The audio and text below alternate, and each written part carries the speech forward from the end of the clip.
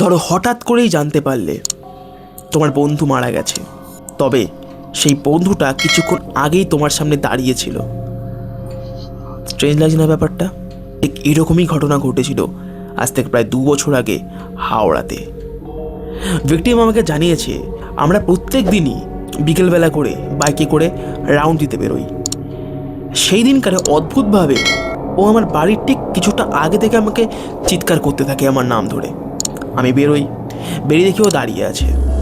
সেদিন বলে যে তুই হেঁটে হেঁটে চ, আমরা বাইক নিয়ে যাবো না।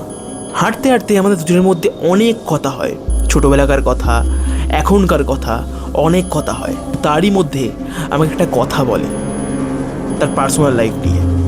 বলে সেই কথাটা আমার গার্লফ্রেন্ডকে জানিয়ে দিস। কারণ জিজ্ঞাসা করেছিলাম, কারণ আমাকে কিচ্ছু বলেনি। ওকে বাড়ি থেকে কিছুটা আগে আমি ছাড়ার পর যখন বাড়িতে আসি তখন আমার অন্য একজন বন্ধু আমাকে ফোন করে বলে যে ভাই অতনু আর নেই। এমনই একটি ঘটনা ঘটেছিল হাওড়ায়। যখন শুনেছিল নিজের কানে বিশ্বাস করতে পারেনি।